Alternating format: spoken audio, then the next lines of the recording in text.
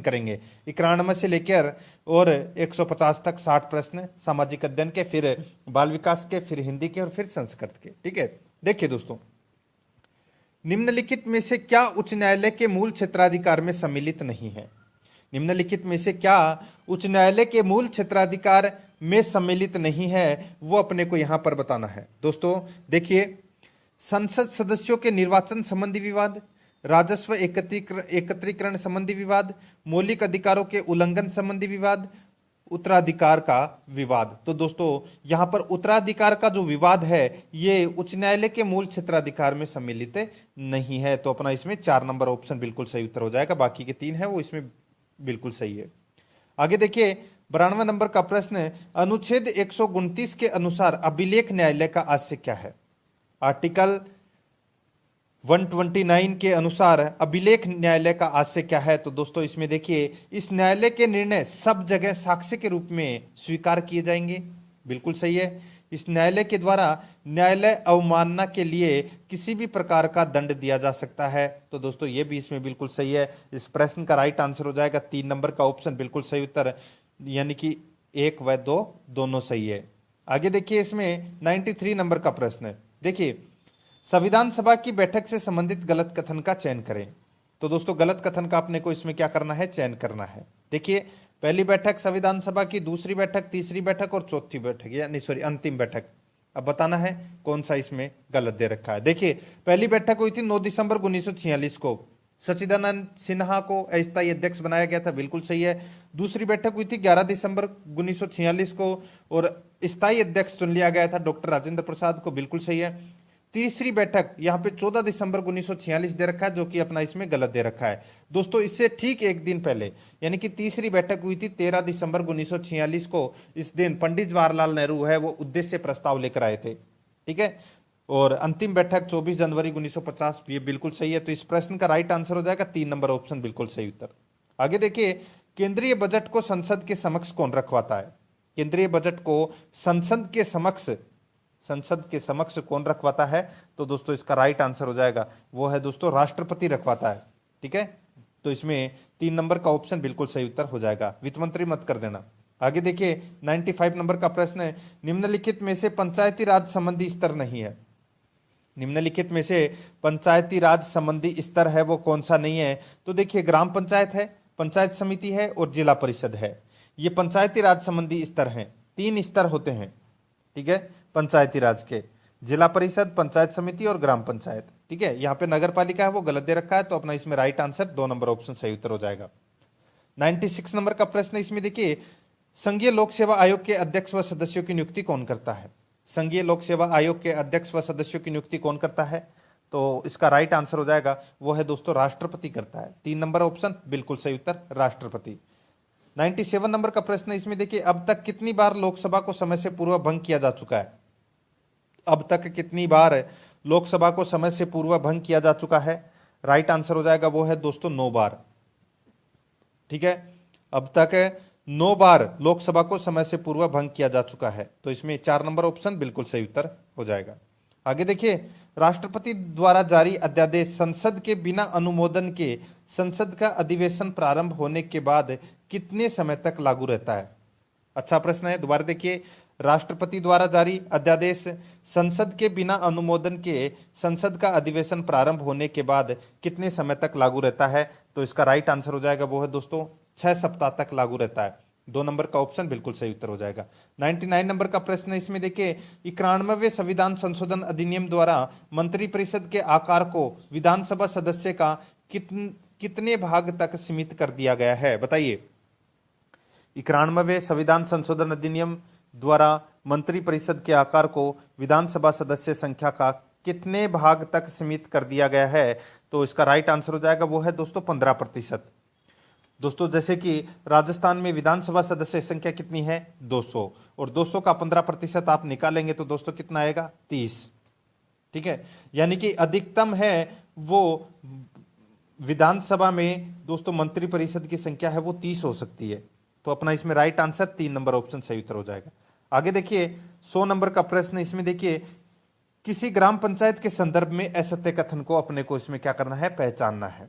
दोस्तों यहां पर देखिए, ग्राम पंचायत का प्रत्येक मतदाता इसका सदस्य होता है। बिल्कुल सही बात है, ग्राम पंचायत का प्रत्येक मतदाता है वो इसका सदस्य होता है।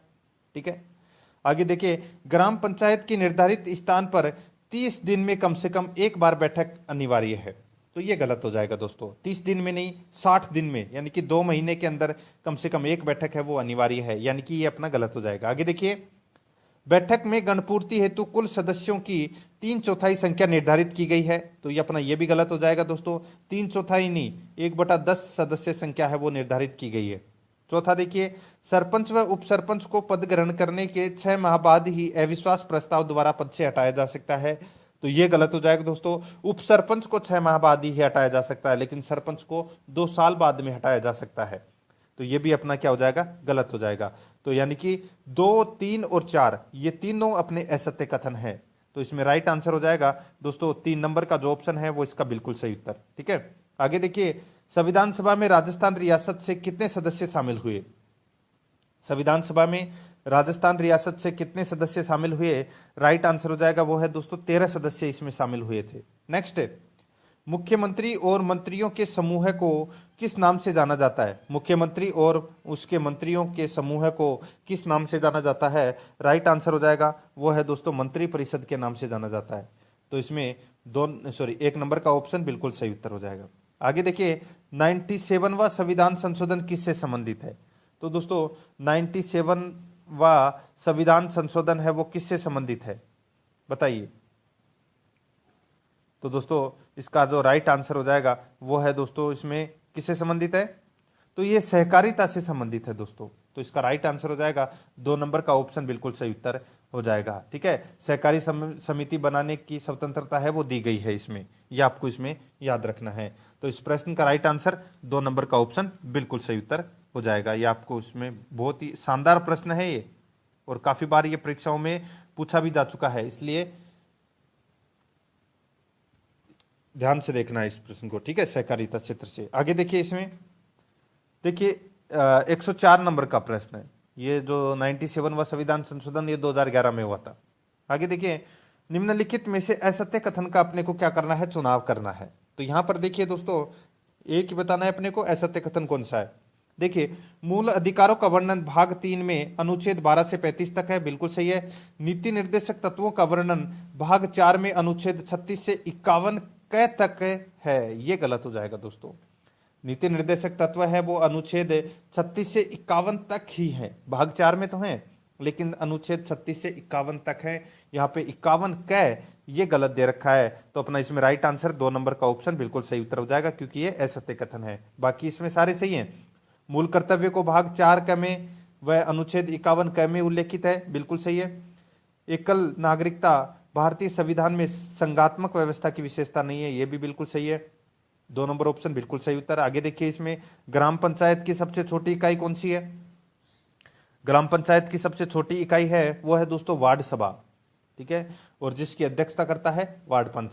तो इसमें राइट आंसर 2 नंबर ऑप्शन सही उत्तर। आगे देखिए, मौलिक अधिकार से संबंधित गलत अनुच्छेद का चयन करना है। ठीक है, मौलिक अधिकार से संबंधित गलत अनुच्छेद का अपने को इसमें क्या करना है, चयन करना है। तो यहां पर देखिए दोस्तों, देखिए समानता का अधिकार अनुच्छेद 14 से 18 तक है, बिल्कुल सही है। शोषण के विरुद्ध अधिकार दोस्तों अनुच्छेद 22 से 24, ये गलत दे रखा है दोस्तों। अनुच्छेद 23 और 24 है, ये दोनों अनुच्छेद है वो शोषण के विरुद्ध अधिकार है। ठीक है, यहाँ पे अनुच्छेद 22 है वो गलत दे रखा है। तो अपना इसमें राइट आंसर हो जाएगा 2 नंबर का ऑप्शन बिल्कुल सही उत्तर, क्योंकि ये अनुच्छेद है वो गलत दे रखा है। आगे देखिए, धर्म की स्वतंत्रता अनुच्छेद 25 से 28 बिल्कुल सही है। संवैधानिक उपचारों का अधिकार अनुच्छेद 32, ये भी बिल्कुल सही है। 2 number option right answer. 107 number का प्रश्न है, इसमें देखिए, भारत में औद्योगिक विकास बैंकों को स्थापना वर्ष से सुमेलित करें। भारत में औद्योगिक विकास बैंकों को स्थापना वर्ष से क्या करना है, सुमेलित करना है। एक तरफ बैंक है, दूसरी तरफ स्थापना वर्ष है। तो यहां पर देखिए, भारतीय औद्योगिक वित्त निगम, भारतीय औद्योगिक वित्त निगम की स्थापना दोस्तों कब हुई थी? तो ये हुई थी 1948 में। कब हुई थी? 1948 में स्थापना हुई थी। आगे देखिए, भारतीय औद्योगिक साख एवं विनियोग निगम की स्थापना है, ये दोस्तों 1955 में हुई थी। कब हुई थी? 1955 में। और देखिए, भारतीय औद्योगिक विकास बैंक की स्थापना हुई थी, ये हुई थी दोस्तों 1964 में। और भारतीय औद्योगिक पुनर्निर्माण बैंक है, इसकी स्थापना दोस्तों कब हुई थी? तो ये हुई थी 1985 में। तो इस प्रश्न का राइट आंसर क्या हो जाएगा? वो है दोस्तों 3142। 3142 यानी कि अपना इसमें राइट आंसर क्या हो जाएगा? 2 नंबर का जो ऑप्शन है वो इसका बिल्कुल सही उत्तर।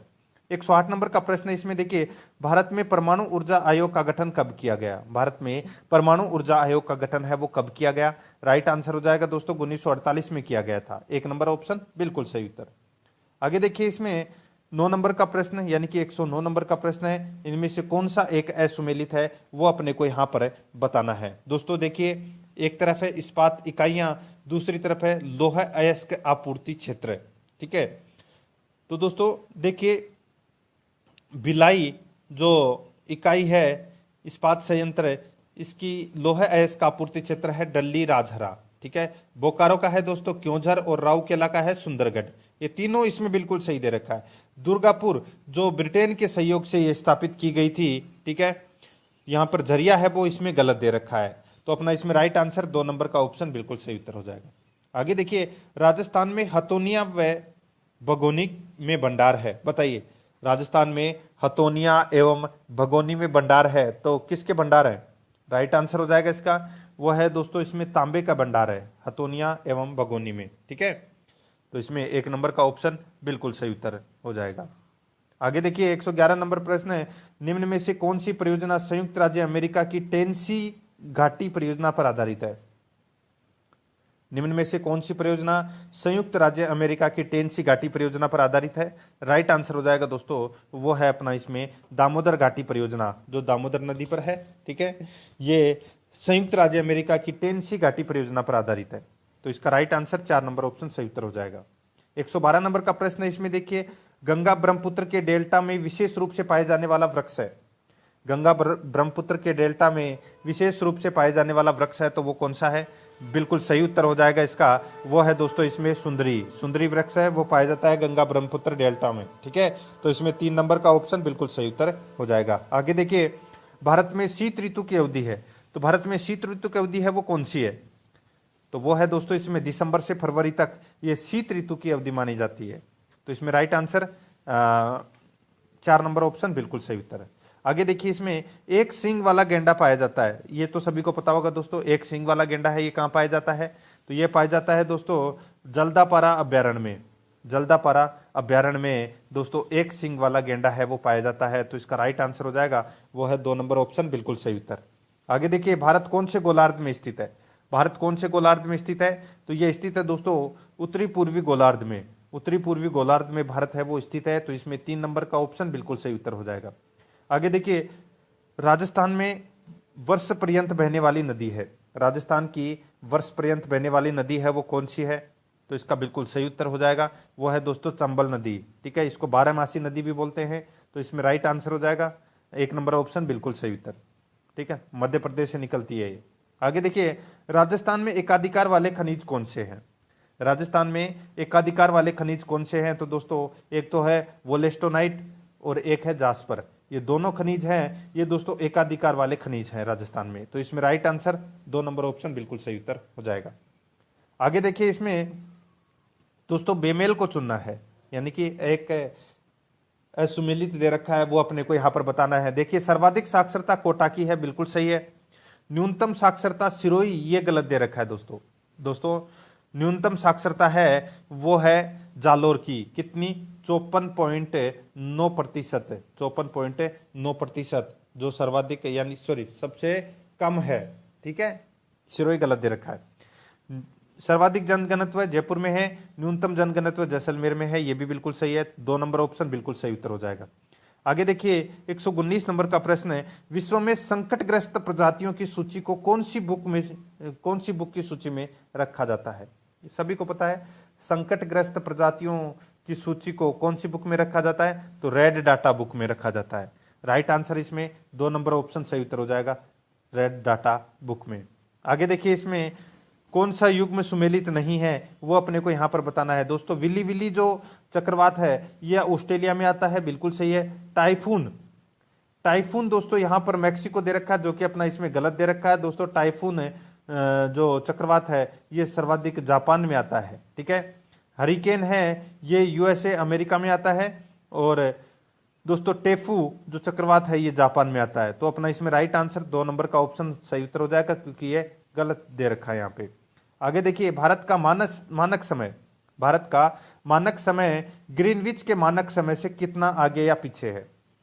भारत का मानक समय ग्रीनविच के मानक समय से कितना आगे या पीछे है? तो इसका राइट आंसर हो जाएगा वो है दोस्तों अपना इसमें कौन सा, तो वो 5 घंटे 30 मिनट आगे, 5 घंटे 30 मिनट आगे। 1 नंबर का जो ऑप्शन है वो इसका बिल्कुल सही उत्तर हो जाएगा, ठीक है। आगे देखिए, पृथ्वी का सबसे गहरा गर्त कौन सा है? पृथ्वी का सबसे गहरा गर्त कौन सा है? तो वो है दोस्तों, कौन सा गर्त है? तो वो है मेरियाना ट्रेंच। मेरियाना ट्रेंच है ये पृथ्वी का सबसे गहरा गर्त है। 2 नंबर का जो ऑप्शन है वो इसका बिल्कुल सही उत्तर हो जाएगा। आगे देखिए, 123 नंबर प्रश्न है, मेवाड़ महाराणा ने 1851 में जाजपुर परगने में नया हाकिम किसे नियुक्त किया था? मेवाड़ महाराणा ने 1851 में जाजपुर परगने में नया हाकिम किसे नियुक्त किया था? तो इसका राइट आंसर हो जाएगा वो है दोस्तों अपना इसमें मेहता रघुनाथ सिंह को। मेहता रघुनाथ सिंह को मेवाड़ महाराणा ने 1851 में जाजपुर परगने का नया हाकिम नियुक्त किया था, मेहता रघुनाथ सिंह। तो इसमें 2 नंबर ऑप्शन सही उत्तर हो जाएगा। आगे देखिए, राजस्थान में पर्यटन को उद्योग का दर्जा कब दिया गया? पर्यटन को उद्योग का दर्जा है ये कब दिया गया? राइट आंसर हो जाएगा वो है दोस्तों अपना इसमें 1989 यानी कि 1989 को पर्यटन को उद्योग का दर्जा दिया गया। 3 नंबर ऑप्शन बिल्कुल सही उत्तर हो जाएगा। 125 नंबर प्रश्न है, इसमें देखिए, 25 मार्च 1948 को गठित राजस्थान संघ का प्रधानमंत्री किसे बनाया गया था? 25 मार्च 1948 को गठित राजस्थान संघ का प्रधानमंत्री किसे बनाया गया था? तो दोस्तों इसका राइट आंसर हो जाएगा वो है गोकुल लाल असावा को बनाया गया था। गोकुल लाल असावा को बनाया गया था। तो इसमें 3 नंबर ऑप्शन बिल्कुल सही उत्तर हो जाएगा। आगे देखिए, नागौर में चरखा संघ एवं खद्दर भंडार की स्थापना किसने की थी? नागौर में चरखा संघ एवं खद्दर भंडार की स्थापना है वो किसने की थी? राइट आंसर हो जाएगा वो है दोस्तों बाल मुकुंद बिस्सा ने की थी। बाल मुकुंद बिस्सा ने। 2 नंबर का जो ऑप्शन है वो इसका बिल्कुल सही उत्तर हो जाएगा। 127 नंबर का प्रश्न है, इसमें देखिए, बैसाख शुक्ल तृतीया और श्रावण कृष्ण पंचमी को कौन से त्योहार पड़ते हैं? बैसाख शुक्ल तृतीया और श्रावण कृष्ण पंचमी को कौन सा त्योहार पड़ता है? तो दोस्तों आखा तीज जो बैसाख शुक्ल तृतीया को पड़ती है, और श्रावण कृष्ण पंचमी को नाग पंचमी पड़ती है। तो अपना इसमें राइट आंसर 2 नंबर का ऑप्शन बिल्कुल सही उत्तर हो जाएगा। आगे देखिए, 128 नंबर का प्रश्न है, यहां पर देखिए, निम्न में से कौन सा युग्म सही सुमेलित नहीं है? कौन सा युग्म सही सुमेलित नहीं है वो बताना है। एक तरफ हवेली है, दूसरी तरफ जिला है, तो कौन सी हवेली कौन से जिले में स्थित है वो यहां पर अपने को बताना है। दोस्तों देखिए, जो चेतराम की हवेली है ये दोस्तों सीकर में है, बिल्कुल सही है। बागौर की हवेली है ये उदयपुर में है, ये भी बिल्कुल सही है। दोस्तों नटाणियों की हवेली यहाँ पर टोंक दे रखा है, जो कि अपना गलत है। दोस्तों नटाणियों की हवेली है वो कहाँ पर है? तो ये जयपुर में है। कहाँ पर है? जयपुर में। और रामनिवास गोयनका की हवेली है ये चूरू में है, ये भी बिल्कुल सही है। तो अपना इसमें राइट आंसर 3 नंबर का ऑप्शन बिल्कुल सही उत्तर हो जाएगा, ठीक है। आगे देखिए दोस्तों, इसमें 129 नंबर का प्रश्न है, महात्मा बुद्ध निम्नलिखित में से किस में विश्वास करते थे? महात्मा बुद्ध निम्नलिखित में से किस में विश्वास करते थे? तो दोस्तों इसका राइट आंसर क्या हो जाएगा? तो दोस्तों ये विश्वास करते थे क्रमवाद में और पुनर्जन्म में। क्रमवाद और पुनर्जन्म में ये विश्वास करते थे। तो यहां पर इस प्रश्न का राइट आंसर हो जाएगा 3 और 4 ये सही है, बाकी दोनों गलत हैं। तो यानी कि कूट भाषा में अपना राइट आंसर हो जाएगा 2 नंबर का ऑप्शन बिल्कुल सही उत्तर, 3 और 4। आगे देखिए, इसमें सिंधु सरस्वती सभ्यता का कौन सा पुरातात्विक स्थल गुजरात में है? कौन सा गुजरात में है पुरातात्विक स्थल? पता चल गया होगा दोस्तों आपको, हड़प्पा, ठीक है। तो यहां पर इस प्रश्न का राइट आंसर हो जाएगा वो है धोलावीरा, ठीक है। हड़प्पा, कालीबंगा और बाडा ये तीनों गुजरात में नहीं है, धोलावीरा, ठीक है। लोथल गुजरात में है, और धोलावीरा भी गुजरात में है। तो अपना इसमें राइट आंसर हो जाएगा 4 नंबर ऑप्शन बिल्कुल सही उत्तर। आगे देखिए, निम्न में से किस देश का उल्लेख वायु पुराण में अंगद्वीप के नाम से हुआ है? निम्न में से किस देश का उल्लेख वायु पुराण में अंगद्वीप के नाम से हुआ है? इस प्रश्न का राइट आंसर हो जाएगा वो है दोस्तों चंपा। ठीक है, तो इसमें राइट आंसर हो जाएगा 4 नंबर ऑप्शन सही उत्तर। 132 नंबर प्रश्न इसमें देखिए, दक्षिण के मदुरै शहर में तमिल भाषा के साहित्य को कहा जाता है। दक्षिण में मदुरै शहर में तमिल भाषा के साहित्य को कहा जाता है। राइट आंसर हो जाएगा वो है दोस्तों संगम। 3 नंबर का जो ऑप्शन है वो इसका बिल्कुल सही उत्तर हो जाएगा संगम। 133 नंबर का प्रश्न इसमें देखिए, भारत में अंग्रेजी नौकरशाही से अनुनय विनय करके हम कुछ भी प्राप्त नहीं कर सकते, यह कथन किसका है? भारत में अंग्रेजी नौकरशाही से अनुनय विनय करके हम कुछ भी प्राप्त नहीं कर सकते, यह कथन किसका है? तो दोस्तों ये कथन है किसका? तो ये बाल गंगाधर तिलक का ये कथन है। तो इसमें राइट आंसर 1 नंबर ऑप्शन बिल्कुल सही उत्तर हो जाएगा। आगे देखिए, तीसरी बौद्ध संगीति किसके शासनकाल में आयोजित की गई थी? दोस्तों पहली बौद्ध संगीति अजात शत्रु के काल में हुई थी, दूसरी बौद्ध संगीति कालाशोक के समय हुई थी, तीसरी बौद्ध संगीति अशोक के समय हुई थी और चौथी बौद्ध संगीति कनिष्क के समय हुई थी। तो यहां पर तीसरी पूछा है, तो दोस्तों अशोक इसका राइट आंसर हो जाएगा। 3 नंबर ऑप्शन बिल्कुल सही उत्तर। आगे देखिए, तराइन के द्वितीय युद्ध में पृथ्वीराज चौहान को हराया, तो किसने हराया था? तो दोस्तों मोहम्मद गोरी ने हराया था। 1192 का युद्ध था तराइन का द्वितीय युद्ध। तो इसमें 4 नंबर ऑप्शन बिल्कुल सही उत्तर हो जाएगा। आगे देखिए, भीमबेट का पुरा स्थल कहाँ स्थित है? बताइए, भीमबेट का पुरा स्थल कहाँ पर स्थित है? राइट आंसर हो जाएगा वो है दोस्तों वर्तमान मध्य प्रदेश में। 4 नंबर ऑप्शन बिल्कुल सही उत्तर हो जाएगा। नेक्स्ट, दंती दुर्ग ने किसे राष्ट्रकूट वंश की राजधानी बनाया? दंती दुर्ग ने किसे राष्ट्रकूट वंश की राजधानी बनाया? राइट आंसर हो जाएगा वो है दोस्तों अपना इसमें कौन सा? तो वो है इसमें नासिक। तो इसमें 3 नंबर का ऑप्शन बिल्कुल सही उत्तर हो जाएगा नासिक। आगे देखिए, महेंद्र पाल के गुरु कौन थे जिसने कर्पूर मंजरी की रचना की थी? बताइए, महेंद्र पाल के गुरु कौन थे जिसने कर्पूर मंजरी की रचना की थी? राइट आंसर हो जाएगा वो है दोस्तों अपना इसमें कौन सा? तो वो है राजशेखर। राजशेखर ने कर्पूर मंजरी की रचना की थी। तो अपना इसमें राइट आंसर 2 नंबर ऑप्शन सही उत्तर। 139 नंबर का प्रश्न है इसमें देखिए, सतत एवं व्यापक मूल्यांकन का उद्देश्य नहीं है। सतत एवं व्यापक मूल्यांकन का उद्देश्य कौन सा नहीं है? तो दोस्तों यहां पर देखिए मूल्यांकन में शिक्षक की भूमिका कम करना, मूल्यांकन में शिक्षक की भूमिका कम करना ये इसका उद्देश्य नहीं है, बाकी तीनों है वो इसके उद्देश्य हैं। ठीक है, आगे देखिए, प्रोजेक्ट पद्धति निम्नांकित में से किस दार्शनिक विचारधारा पर आधारित है? बताइए, अच्छा प्रश्न है। प्रोजेक्ट पद्धति निम्नांकित में से किस दार्शनिक विचारधारा पर आधारित है? तो यहां पर देखिए इसका राइट आंसर हो जाएगा वो है प्रयोजनवाद। तो इसमें 3 नंबर ऑप्शन बिल्कुल सही उत्तर हो जाएगा, प्रयोजनवाद पर यह आधारित है। आगे देखिए, सीखने के प्रतिफल की विशेषताएं हैं। सीखने के प्रतिफल की विशेषताएं हैं, तो दोस्तों क्या विशेषताएं हैं? तो देखिए, प्रत्येक विषय के अंतर्गत पाठ्य चर्चा अपेक्षाएं दी गई है जो कि दीर्घकालिक लक्ष्य है। कक्षावार परिभाषित सीखने में प्रतिफल प्रक्रिया आधारित है। सीखने के प्रतिफल एक प्रकार से जांच बिंदु है जो गुणात्मक एवं मात्रात्मक रूप में मापे जा सकते हैं। बिल्कुल सही है, राइट आंसर हो जाएगा उपरोक्त सभी। 4 नंबर ऑप्शन बिल्कुल सही उत्तर। आगे देखिए, निष्ठा ऐप का उद्देश्य है। बताइए, निष्ठा ऐप का उद्देश्य है वो क्या है? राइट आंसर हो जाएगा वो है दोस्तों एकीकृत शिक्षक प्रशिक्षण के माध्यम से स्कूली शिक्षा की गुणवत्ता में सुधार करना, ये निष्ठा ऐप का उद्देश्य है। याद रखना आपको, राइट आंसर 3 नंबर ऑप्शन सही उत्तर हो जाएगा। आगे देखिए, निम्नलिखित में से किसका उद्देश्य शिक्षा से जुड़े संसाधनों को एक जगह पर लाना है?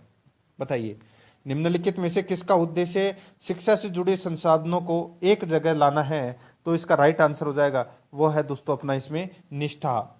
ठीक है, तो इसका राइट आंसर हो जाएगा निष्ठा, शिक्षा से जुड़े संस्थानों को एक जगह लाना है। ठीक है, ये इसका निष्ठा का उद्देश्य है। तो इसमें 3 नंबर ऑप्शन बिल्कुल सही उत्तर हो जाएगा। आगे देखिए, इसमें दोस्तों शिक्षण सहायक सामग्री का चुनाव करते समय ध्यान देना चाहिए कि शिक्षण सहायक सामग्री का चुनाव करते समय ध्यान देना चाहिए कि वह दोस्तों केवल शिक्षण बिंदु के लिए ही सरल, सुगम, तथा उपयुक्त हो, केवल प्रकरण से संबंधित हो, केवल कक्षा के अधिगम लक्ष्यों की प्राप्ति में सहायक हो। तो इस प्रश्न का राइट आंसर हो जाएगा उपरोक्त सभी। 1 नंबर ऑप्शन बिल्कुल सही उत्तर हो जाएगा। आगे देखिए 145 नंबर का प्रश्न। अन्वेषण को इच्छुक रचनात्मक दृष्टिकोण से एक सामाजिक विज्ञान की शिक्षिका अपने शिक्षार्थियों को किस रूप में देखेगी? अन्वेषण को इच्छुक रचनात्मक दृष्टिकोण से एक सामाजिक विज्ञान की शिक्षिका अपने शिक्षार्थियों को किस रूप में देखेगी? तो इसका राइट आंसर हो जाएगा वो है दोस्तों किस रूप में? तो सामाजिक प्रतिक्रियाओं में खोज करने को उत्सुक, स्रोतों के आधार पर कल्पनाशील, समस्याओं के समाधान के सुझावों की कोशिश करने वाले। चौथा है वो अपना इसमें गलत हो जाएगा। राइट आंसर हो जाएगा इसमें 1 नंबर ऑप्शन बिल्कुल सही उत्तर। आगे देखिए सोच और समस्या को सुलझाने के कौशल में सुधार करने के लिए एक उन्नत तकनीक में विनियोजन समावेशित है, यानी कि छोटी इकाइयों में बड़ी समस्याओं को तोड़ना निम्न, यानी कि उसे निम्न कहा जाता है। क्या कहा जाता है उसे? सोच और समस्या को सुलझाने के कौशल में सुधार करने के लिए एक उन्नत तकनीक में वियोजन समावेशित है, यानी कि छोटी इकाइयों में बड़ी समस्याओं को तोड़ना उसे निम्न कहा जाता है। क्या कहा जाता है?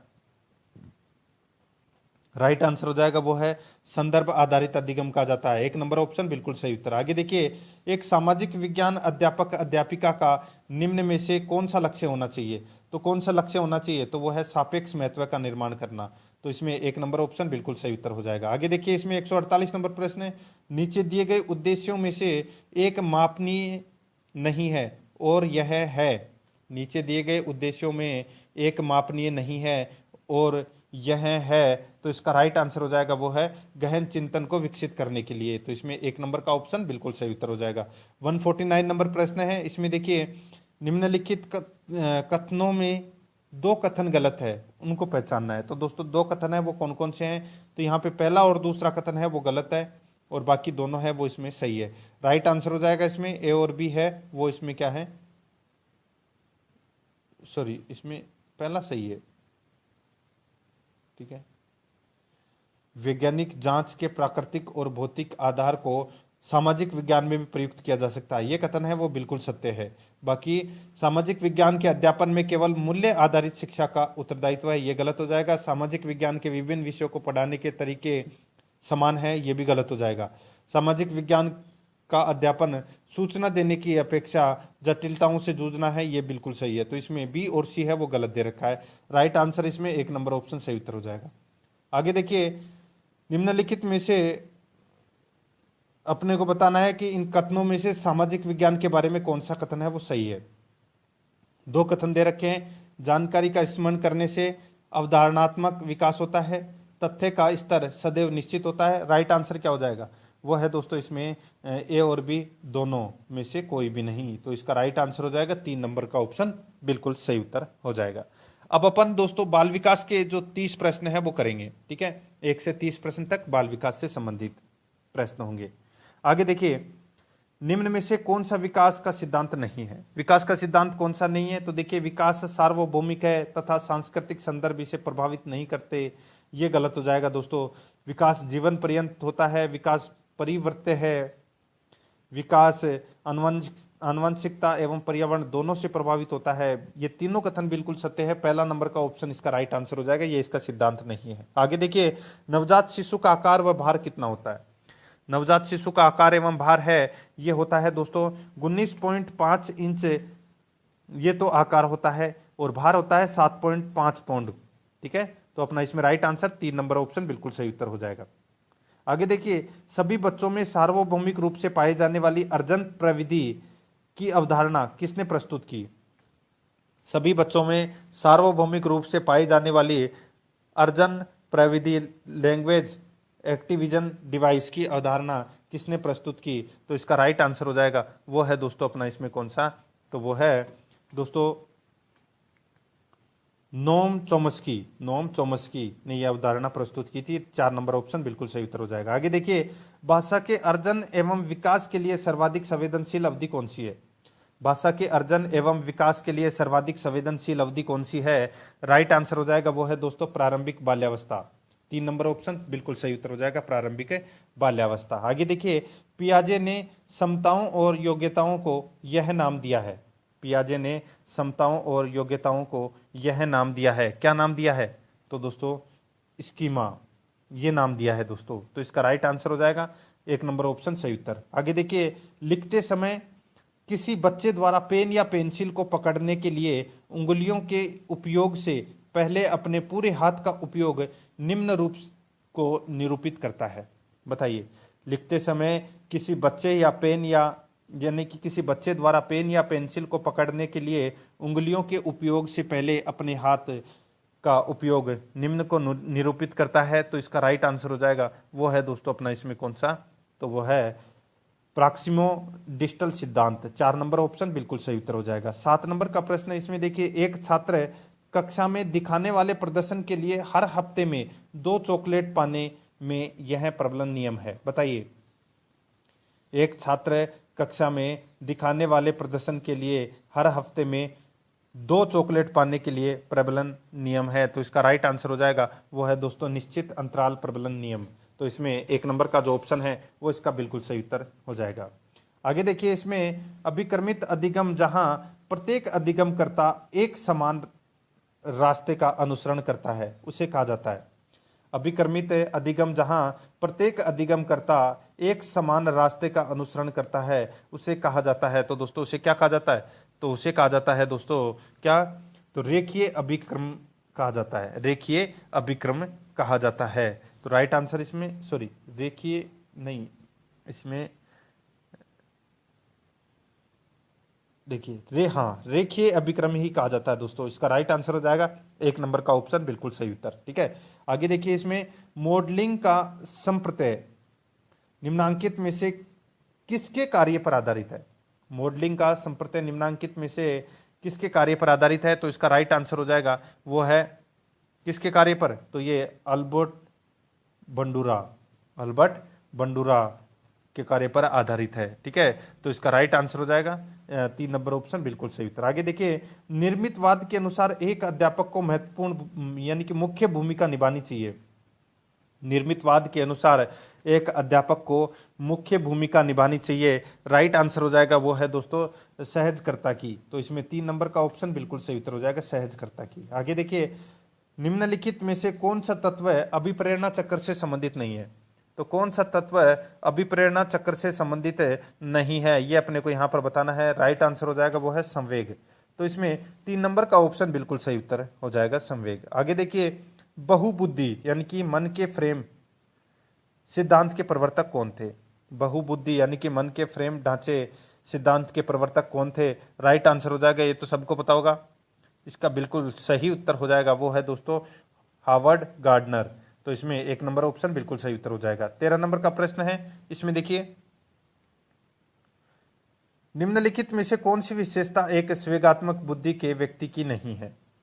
तो स्वेगात्मक बुद्धि के व्यक्ति की नहीं है, तो वो कौन सी विशेषता नहीं है वो अपने को यहाँ पर बताना है। तो यहाँ पर देखिए, संवेगों को सही प्रकार से प्रत्यक्षीकरण करने और अभिव्यक्त करने की योग्यता। दूसरा है बुद्धि के अनुसार विभेदीकरण की योग्यता। ठीक है, तीसरा देखिए, सॉरी इसमें देखिए, तीसरा अपने और अन्यों यानी कि दूसरों के संवेगों को समझना, दूसरों के संवेगों और भावनाओं को उपयुक्त तरह से विभेदीकरण करना। तो दोस्तों इसमें बुद्धि के अनुसार विभेदीकरण की योग्यता है, वो संवेगात्मक बुद्धि की व्यक्ति की विशेषता है, वो नहीं है। तो अपना इसमें राइट आंसर 2 नंबर ऑप्शन सही उत्तर हो जाएगा। आगे देखिए, 14 नंबर का प्रश्न है, निम्न में से कौन सा व्यक्तित्व का जैविक निर्धारक है? तो कौन सा व्यक्तित्व का जैविक निर्धारक है? राइट आंसर हो जाएगा इसका, वह है दोस्तों आनुवांशिक प्रभाव। 3 नंबर ऑप्शन सही उत्तर। निम्नलिखित में से कौन सा व्यक्तित्व का प्रकार क्रेचमर द्वारा नहीं दिया गया है? तो कौन सा व्यक्तित्व का प्रकार है वो क्रेचमर द्वारा नहीं दिया गया है? राइट आंसर हो जाएगा, वो है दोस्तों कलात्मक। 2 नंबर का ऑप्शन बिल्कुल सही उत्तर हो जाएगा, कलात्मक। आगे देखिए, व्यक्ति के विभिन्नताओं का प्राथमिक कारण क्या है? व्यक्तिक विभिन्नताओं का प्राथमिक कारण है वो क्या है, वो अपने को यहाँ पर बताना है। तो दोस्तों देखिए, आनुवंशिकता एवं पर्यावरण के बीच जटिल पारस्परिक क्रिया। आनुवंशिकता एवं पर्यावरण के बीच जटिल पारस्परिक क्रिया, ये दोस्तों इसका प्राथमिक क्या है? कारण है। तो इसमें राइट आंसर 1 नंबर ऑप्शन बिल्कुल सही उत्तर हो जाएगा। आगे देखिए, छात्रों में चोरी करने की आदत को कैसे दूर किया जा सकता है? तो कैसे दूर किया जा सकता है? तो दोस्तों उदाहरण देकर दूर किया जा सकता है। 2 नंबर ऑप्शन सही उत्तर। आगे देखिए, निम्नलिखित में से कौन सा माध्यम मानसिक मंदता बालकों का बुद्धि लब्धि प्रसार है? मानसिक मंदता बालकों का बुद्धि लब्धि प्रसार है, तो इसका राइट आंसर हो जाएगा वो है दोस्तों अपना इसमें 36 से 51, 36 से 51 तक। तो इसमें 2 नंबर ऑप्शन सही उत्तर। आगे देखिए, शिक्षक द्वारा कक्षा में डांट पड़ने पर छात्र यदि घर आकर अपनी छोटी बहन पर गुस्सा इजहार करता है तो यह किसका उदाहरण बनता है? तो यह किसका उदाहरण बनता है? तो यह विस्थापन का उदाहरण बनता है। 1 नंबर ऑप्शन बिल्कुल सही उत्तर हो जाएगा, विस्थापन का उदाहरण बनता है। आगे देखिए, प्रगतिशील शिक्षा क्या है? प्रगतिशील शिक्षा क्या है? तो दोस्तों देखिए, प्रगतिशील शिक्षा में यानी कि इसमें करते हुए अधिगम होता है, यानी कि लर्निंग बाय डूइंग होता है। तो इसमें राइट आंसर 2 नंबर ऑप्शन सही उत्तर। आगे देखिए, इसमें 21 नंबर का प्रश्न है। देखिए, खालिस्तान बताना है, खालिस्तान में क्या आएगा? देखिए, समायोजन व्यक्ति की क्या है? जो उसकी आवश्यकता, इच्छाओं एवं वातावरण के कारकों के बीच संतुलन बनाए रखती है, जो इसकी संतुष्टि में सहायक है। तो क्या आएगा? राइट आंसर हो जाएगा वो है दोस्तों समायोजन व्यक्ति की योग्यता है। तो इसमें 1 नंबर ऑप्शन बिल्कुल सही उत्तर हो जाएगा। आगे देखिए, क्रियात्मक अनुसंधान के महत्व के बारे में निम्न में से कौन सा कथन सही नहीं है? क्रियात्मक अनुसंधान के महत्व के बारे में निम्न में से कौन सा कथन सही नहीं है? तो दोस्तों इसका राइट आंसर हो जाएगा वो है दोस्तों समस्याओं का हल अभ्यास में ले आया जाता है और उसका मूल्यांकन नहीं किया जाता है। तो इसमें राइट आंसर 3 नंबर ऑप्शन बिल्कुल सही उत्तर हो जाएगा। ठीक है, आगे देखिए, इसमें 23 नंबर प्रश्न है। बहुसंवेदी शिक्षण अधिगम की प्रविधि में अधिगम संवर्धन हेतु दृश्य, श्रव्य, स्पर्श और संवेदनाओं का एक साथ प्रयोग किया जाता है। तो दृश्य, श्रव्य, स्पर्श और क्या आएगा? राइट आंसर हो जाएगा वो है दोस्तों गतिबोधक। तो इसमें 4 नंबर का ऑप्शन बिल्कुल सही उत्तर। आगे देखिए, इसमें आरटीई एक्ट 2009 के अनुसार शिक्षक हेतु प्रति सप्ताह कार्य घंटे हैं, तो कितने हैं? तो दोस्तों 45 घंटे हैं। तो इसमें राइट आंसर 3 नंबर ऑप्शन बिल्कुल सही उत्तर। ठीक है, आगे देखिए, इसमें प्रशिक्षण जो अनुदेशन के दौरान योजना बनाने एवं निदान के लिए किया जाता है कहलाता है।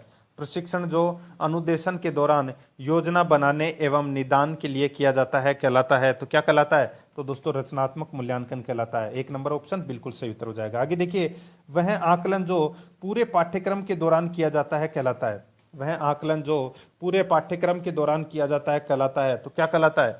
तो इसका राइट आंसर हो जाएगा वो है दोस्तों रचनात्मक आकलन कहलाता है। 1 नंबर ऑप्शन बिल्कुल सही उत्तर हो जाएगा, रचनात्मक आकलन। 27 नंबर का प्रश्न है, इसमें देखिए, एक आक्रामक छात्र जो स्कूल के मानकों का पालन नहीं करता है। एक आक्रामक छात्र जो स्कूल के मानकों का पालन नहीं करता है, उसे निम्न में मदद की आवश्यकता है। राइट आंसर हो जाएगा वो है दोस्तों भावनात्मक डोमेन की मदद की आवश्यकता है। तो इसमें राइट आंसर 3 नंबर ऑप्शन सही उत्तर। निम्नलिखित में से कौन सी तर्क प्रक्रिया सामान्य से विशिष्ट की ओर होती है? राइट आंसर हो जाएगा वो है निगमनात्मक, 3 नंबर ऑप्शन सही उत्तर। आगे देखिए, एक व्यक्ति के लिंग के आधार पर उस व्यक्ति के खिलाफ पूर्वाग्रह यानी कि पक्षपात होता है, तो वो है लैंगिक भेदभाव यानी कि जेंडर बायस। तो इसमें राइट आंसर 2 नंबर ऑप्शन सही उत्तर। आगे देखिए, a mind that found itself नामक पुस्तक किसके द्वारा लिखी गई? तो ये पुस्तक लिखी गई दोस्तों C.W. बियर्स के द्वारा ये पुस्तक लिखी गई। तो इसमें राइट आंसर 2 नंबर ऑप्शन सही उत्तर हो जाएगा। अब दोस्तों अपन हिंदी के 30 प्रश्न है वो कर रहे हैं। तो यहाँ पे देखिए 31 से 35 तक अपने को गद्यांश को पढ़कर उत्तर देना है। यहाँ पे अपन गद्यांश है वो नहीं पढ़ रहे हैं। ठीक है, यहाँ पे देखिए भारतीय नारी त्याग, बलिदान, साहस, शक्ति तथा सेवा की संजीव मूर्ति है। इस वाक्य में कौन सा काल है? भारतीय नारी है वो त्याग, बलिदान, साहस, शक्ति तथा सेवा की सजीव मूर्ति है। इस वाक्य में कौन सा काल है? तो इस वाक्य में काल है दोस्तों कौन सा? तो वह है वर्तमान काल। तो इसमें 1 नंबर का ऑप्शन बिल्कुल सही उत्तर हो जाएगा। आगे देखिए, अर्धांगिनी शब्द का क्या अर्थ है? अर्धांगिनी शब्द का अर्थ क्या है? तो दोस्तों इसका अर्थ है दोस्तों पत्नी। 3 नंबर ऑप्शन बिल्कुल सही उत्तर हो जाएगा। आगे देखिए, देखिए तिलांजलि शब्द का संधि विच्छेद क्या होगा, तो यहां पे पता चल गया होगा दोस्तों। राइट आंसर क्या हो जाएगा, वो है तिल प्लस अंजलि। तो इस प्रश्न का जो राइट आंसर हो जाएगा वो है दोस्तों तिल प्लस अंजलि। तो इसका राइट आंसर 1 नंबर का ऑप्शन बिल्कुल सही उत्तर हो जाएगा। ठीक है, दीर्घ सुर संधि का इसमें प्रयोग हुआ है। आगे देखिए भोग लिप्सा में कौन सा समास है, भोग लिप्सा में कौन सा समास है, तो दोस्तों इसका राइट आंसर ये तो पता चल गया होगा दोस्तों, तत्पुरुष समास इसमें राइट आंसर हो जाएगा, 2 नंबर ऑप्शन सही उत्तर। आगे देखिए भारतीय संस्कृति के अनुसार जहां नारी का सम्मान होता है वहां देवता निवास करते हैं, इस वाक्य में देवता शब्द का विलोम होगा, तो देवता शब्द का विलोम है वो क्या होगा, तो वो है दानव। देवता का विलोम क्या होगा, दानव। 1 नंबर ऑप्शन बिल्कुल सही उत्तर हो जाएगा। आगे देखिए दोस्तों इसमें 36 नंबर का प्रश्न है, जिसके कारण दूरदर्शन में ऐसे विज्ञापनों की भरमार हो गई है, पंक्ति में विज्ञापनों शब्द का एक वचन होगा। जिसके कारण दूरदर्शन में ऐसे विज्ञापनों की भरमार हो गई है, पंक्ति में विज्ञापनों शब्द का एक वचन होगा। इस प्रश्न का जो राइट आंसर हो जाएगा वो है दोस्तों विज्ञापन।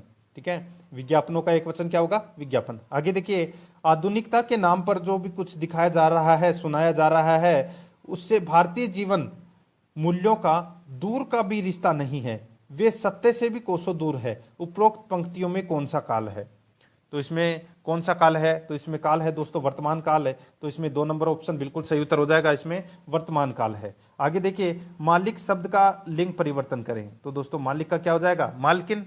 राइट आंसर हो जाएगा 1 नंबर ऑप्शन सही उत्तर।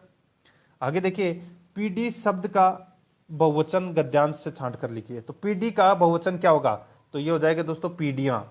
ठीक है, पीढ़ियां, तो इसमें राइट आंसर हो जाएगा 1 नंबर ऑप्शन बिल्कुल सही उत्तर हो जाएगा, पीढ़ियां। ठीक है, 1 नंबर ऑप्शन सही उत्तर। आगे देखिए बच्चियों शब्द का लिंग परिवर्तन करें, बच्चियों का लिंग परिवर्तन करना है, तो इसमें क्या हो जाएगा, राइट आंसर हो जाएगा वो है दोस्तों, ये बहुवचन में दे रखा है, तो इसका राइट आंसर हो जाएगा वो है दोस्तों बच्चों। ठीक है, तो इसका राइट आंसर हो जाएगा, ये पुल्लिंग में हो जाएगा, वो स्त्रीलिंग में है, तो इसमें राइट आंसर 3 नंबर ऑप्शन बिल्कुल सही उत्तर हो जाएगा। आगे देखिए 41 नंबर प्रश्न है, मांग अधिक आपूर्ति कम आशय के लिए उपयुक्त लोकोक्ति है। मांग अधिक आपूर्ति कम आशय के लिए उपयुक्त लोकोक्ति है, तो इसका राइट आंसर हो जाएगा वो है दोस्तों अपना इसमें एक अनार 100 बीमार। 1 नंबर ऑप्शन बिल्कुल सही उत्तर हो जाएगा। आगे देखिए मुहावरे का युक्ति युक्त अर्थ नहीं है, मुहावरे का युक्ति युक्त अर्थ नहीं है, तो दोस्तों इसमें देखिए छठी का राजा, ठीक है, कठिन परिश्रम करने वाला, ये दोस्तों गलत दे रखा है यहाँ पे। बाकी छाती उमड़ाना, प्रेम या करुणा से गदगद होना, चादर के बाहर पैर फैलाना, मर्यादा का उल्लंघन करना, पेंदे के बल बैठना यानी कि प्रभाव मानना। राइट आंसर हो जाएगा इसमें 3 नंबर ऑप्शन बिल्कुल सही उत्तर। आगे देखिए ये गलत दे रखा है 3 नंबर का ऑप्शन। आगे देखिए निम्नांकित वाक्यों में से कौन सा वाक्य मिश्रित वाक्य है, कौन सा वाक्य मिश्रित वाक्य है, तो देखिए दोस्तों यहाँ पर यदि मेरा परिवार छोटा होता तो आज मेरी यह दुर्दशा नहीं होती, ये मिश्रित वाक्य है, तो इसमें 2 नंबर का ऑप्शन बिल्कुल सही उत्तर हो जाएगा। आगे देखिए उसने कठिन परिश्रम किया किंतु अच्छे अंक न पा सका, उसने कठिन परिश्रम किया किंतु अच्छे अंक न पा सका। राइट आंसर हो जाएगा वो है दोस्तों अपना इसमें ये संयुक्त वाक्य है, 2 नंबर का ऑप्शन बिल्कुल सही उत्तर हो जाएगा, ये संयुक्त वाक्य है। आगे देखिए गेटो क्या है, यहां पर अपने को बताना है गेटो क्या है, तो दोस्तों ये एक आभूषण विशेष है गेटो, 2 नंबर ऑप्शन बिल्कुल सही उत्तर हो जाएगा। आगे देखिए किस वाक्य में वाक्यगत सही विराम चिन्ह नहीं है, किस वाक्य में वाक्यगत सही विराम चिन्ह नहीं है, राइट आंसर हो जाएगा वो है दोस्तों अपना इसमें काश वह जिंदा होता, 3 नंबर ऑप्शन बिल्कुल सही उत्तर हो जाएगा, काश वह जिंदा होता। आगे देखिए वर्तनी की दृष्टि से शुद्ध शब्द है, वर्तनी की दृष्टि से शुद्ध शब्द कौन सा है वो बताना है, तो दोस्तों यहां पर देखिए घनिष्ठ ये शुद्ध शब्द है। ठीक है, तो यहां पर राइट आंसर है इसमें 1 नंबर का ऑप्शन सही उत्तर। आगे देखिए इसमें निम्नलिखित में से कौन सा शब्द शुद्ध है, तो कौन सा शब्द शुद्ध है, तो यहां पर देखिए दोस्तों ऐतिहासिक जो शब्द दे रखा है ये बिल्कुल शुद्ध है, 4 नंबर ऑप्शन सही उत्तर। आगे देखिए युद्ध की इच्छा रखने वाले को क्या बोलते हैं, एक शब्द कौन सा है वाक्यांश के लिए, युद्ध की इच्छा रखने वाला, राइट आंसर हो जाएगा वो है दोस्तों युयुत्सु, तो इसमें 2 नंबर ऑप्शन बिल्कुल सही उत्तर। आगे देखिए प्राग ऐतिहासिक शब्द निम्न में से किस वाक्यांश के लिए प्रयुक्त हुआ है, तो कौन से वाक्यांश के लिए प्रयुक्त हुआ है, तो ये प्रयुक्त हुआ है दोस्तों ज्ञात इतिहास से पूर्व का समय, ज्ञात इतिहास से पूर्व का समय, 3 नंबर ऑप्शन बिल्कुल सही उत्तर हो जाएगा। आगे देखिए 51 नंबर प्रश्न है, इनमें से कौन सी व्याकरण शिक्षण प्रणाली अमनोवैज्ञानिक विधि पर आधारित प्रणाली है? इनमें से कौन सी व्याकरण शिक्षण प्रणाली अमनोवैज्ञानिक विधि पर आधारित प्रणाली है? राइट आंसर हो जाएगा वो है दोस्तों अपना इसमें कौन सा, इसका बिल्कुल सही उत्तर हो जाएगा वो है दोस्तों पाठ्य पुस्तक प्रणाली। एक नंबर का ऑप्शन बिल्कुल सही उत्तर हो जाएगा, ये मनोवैज्ञानिक विधि पर आधारित प्रणाली है। आगे देखिए, इसमें व्याकरण शिक्षण की अपेक्षाकृत बेहतर विधि है, व्याकरण शिक्षण की अपेक्षाकृत बेहतर विधि है वो कौन सी है? राइट आंसर हो जाएगा वो है आगमन विधि। एक नंबर ऑप्शन बिल्कुल सही उत्तर। आगे देखिए, हमारे अनुभवों को आकार देने में भाषा की महत्वपूर्ण भूमिका होती है। इसका शैक्षिक निहितार्थ यह है कि भाषा की कक्षा में दोस्तों बच्चों को विविध संदर्भों में अनुभव करने, विविध अनुभवों से स्वयं को जोड़ने के अवसर दिए जाएं। 4 नंबर का ऑप्शन बिल्कुल सही उत्तर हो जाएगा। 54 नंबर का प्रश्न इसमें देखिए, ध्वनियों को प्रतीकों में लिपिबद्ध कर भाषा को स्थायित्व प्रदान करने को कहते हैं। ध्वनियों को प्रतीकों में लिपिबद्ध कर भाषा को स्थायित्व प्रदान करने को कहते हैं। तो इसका राइट आंसर हो जाएगा वो है दोस्तों लेखन विधि। एक नंबर ऑप्शन बिल्कुल सही उत्तर हो जाएगा। आगे देखिए, एक बहुभाषिक कक्षा में आप किसे सबसे कम महत्व देंगे? एक बहुभाषिक कक्षा में आप किसे सबसे कम महत्व देंगे? राइट आंसर हो जाएगा वो है दोस्तों इसमें विभिन्न प्रकार का बाल साहित्य को दोस्तों कम महत्व देंगे। ठीक है, तो इसका राइट आंसर एक नंबर ऑप्शन सही उत्तर। 56 नंबर प्रश्न इसमें देखिए, पाठ्य पुस्तक में लोकगीतों का समावेश करने का कौन सा अनिवार्य कारण नहीं है? पाठ्य पुस्तक में लोकगीतों का समावेश करने का कौन सा अनिवार्य कारण नहीं है? राइट आंसर हो जाएगा वो है दोस्तों अपना इसमें गीता। तो इसमें 3 नंबर ऑप्शन बिल्कुल सही उत्तर हो जाएगा। आगे देखिए, रेडियो, प्रोजेक्टर, वीडियो, टेलीविजन आदि है। रेडियो, प्रोजेक्टर, वीडियो, टेलीविजन आदि है। राइट आंसर हो जाएगा वो है दोस्तों हार्डवेयर उपकरण। 2 नंबर ऑप्शन बिल्कुल सही उत्तर हो जाएगा। आगे देखिए, आकलन यहां पे पूछा गया है दोस्तों, आकलन। तो दोस्तों आकलन है ये शिक्षण अधिगम प्रक्रिया का अभिन्न हिस्सा है। तो इसमें 1 नंबर ऑप्शन बिल्कुल सही उत्तर हो जाएगा। आगे देखिए, 59 नंबर प्रश्न है, माधुरी पढ़ते समय कभी कभी वाक्यों शब्दों की पुनरावृत्ति करती है। माधुरी पढ़ते समय कभी कभी वाक्यों शब्दों की पुनरावृत्ति करती है। इसका यह भाषाई व्यवहार दर्शाता है कि वह समझ के साथ पढ़ने की भी कोशिश कर रही है। तो इसका राइट आंसर हो जाएगा 1 नंबर ऑप्शन बिल्कुल सही उत्तर हो जाएगा। आगे देखिए, उपचारात्मक परीक्षण करने की आवश्यकता है। उपचारात्मक परीक्षण करने की आवश्यकता है। राइट आंसर हो जाएगा इसका वो है दोस्तों छात्रों की कमजोरी पता लगाने के लिए। 2 नंबर का जो ऑप्शन है वो इसका बिल्कुल सही उत्तर हो जाएगा। दोस्तों यहां पर देखिए, अब संस्कृत भाषा के अपन जो 30 प्रश्न है वो करने वाले हैं। ठीक है, मुझे संस्कृत कम आती है तो आपको स्क्रीन के ऊपर ज्यादा ध्यान देना है और मेरे साथ पढ़ने की भी कोशिश करना है। ठीक है, देखिए, मुनि है सब कार्यम एवं अक्रोत, अत्र अक्रोत क्रिया कर्ता कह। बताइए, राइट आंसर हो जाएगा वो है दोस्तों मुनि है। तो इसमें 1 नंबर ऑप्शन बिल्कुल सही उत्तर हो जाएगा। आगे देखिए, इसमें सब कियानी कार्याणी यथा पूर्वम चारत, अत्र विशेषण पदम कित्र, अत्र विशेषण पदम किम। बताइए, तो इसका राइट आंसर हो जाएगा वो है दोस्तों इसमें सब कियानी। तो इसमें राइट आंसर 2 नंबर ऑप्शन सही उत्तर। आगे देखिए, यथा पूर्वम पदस्य समास विग्रह वर्तते। राइट आंसर हो जाएगा इसका वो है दोस्तों पूर्वम अंतिक्रम है। तो इसमें 1 नंबर ऑप्शन बिल्कुल सही उत्तर। आगे देखिए, ध्यात्वाम अस्मिन पदे प्रत्यवर्तते। राइट आंसर हो जाएगा वो है दोस्तों कत्वा। आगे देखिए, मुनि है अस्मिन पदे विभक्ति वर्तते। राइट आंसर हो जाएगा प्रथमा विभक्ति। आगे देखिए, इसमें दोस्तों 66 नंबर का प्रश्न है, अपने को यहाँ पे पद्यांश को पढ़कर उत्तर देना था। ठीक है, यहाँ पे देखिए, शरीर आया सजनम कर्म किम नामधेयम। तो राइट आंसर हो जाएगा वो है दोस्तों अपना इसमें व्यायाम है। ठीक है, आगे देखिए, अग्नि इति विशेषण पदस्य विशेषण पदम वर्तते। राइट आंसर हो जाएगा इसका वो है दोस्तों दीप्ति है। ठीक है, आगे देखिए, उपजायते क्रियापद से कर्ता कह। उपजायते क्रियापद से कर्ता है कह। राइट आंसर हो जाएगा वो है दोस्तों आरोग्यम। 1 नंबर ऑप्शन बिल्कुल सही उत्तर हो जाएगा। आगे देखिए, कत्वा इति पदे प्रत्यय वर्तते। राइट आंसर हो जाएगा वो है दोस्तों इसमें कत्वा। 1 नंबर ऑप्शन सही उत्तर हो जाएगा। आगे देखिए, चापी पद से संधि विच्छेद है अस्ति।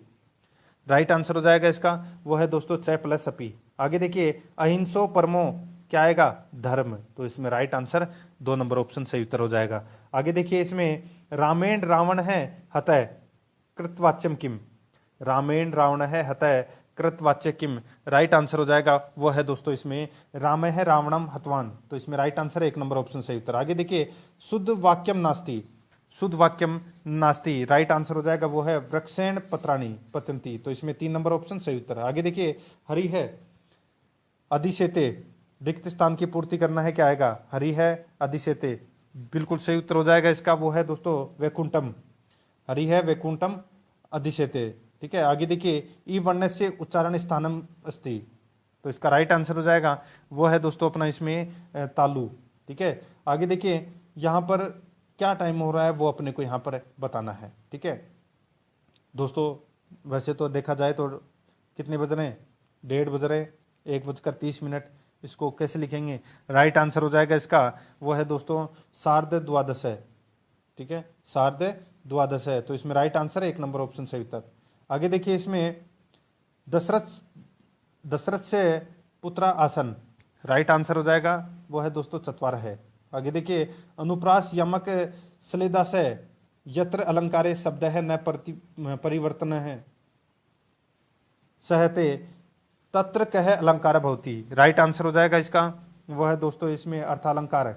आगे देखिए, बाडम त्वम जालम प्रसारय अस्मिन वाक्य सर्वनाम पदम किम, राइट आंसर हो जाएगा वो है दोस्तों अपना इसमें त्वम। 3 नंबर ऑप्शन बिल्कुल सही उत्तर हो जाएगा। आगे देखिए, विचयंती यमन नयमनसा तपोधनम वेत्सी ने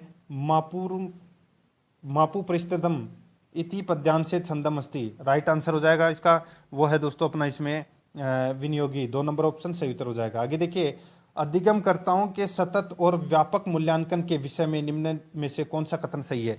तो कौन सा कथन सही है, तो यहाँ पर देखिए, संकलित योगात्मक आकलन औपचारिक आकलन कहलाता है। तो इसमें राइट आंसर है 1 नंबर ऑप्शन सही उत्तर हो जाएगा। आगे देखिए, इसमें देखिए, राष्ट्रीय शिक्षा नीत्याम संस्कृत से स्थानम, राइट आंसर हो जाएगा इसका वो है दोस्तों अस्पष्टम। तो इसमें 2 नंबर ऑप्शन सही उत्तर हो जाएगा। आगे देखिए, सलाका परीक्षा कस्या परीक्षा उपवेद अस्ति,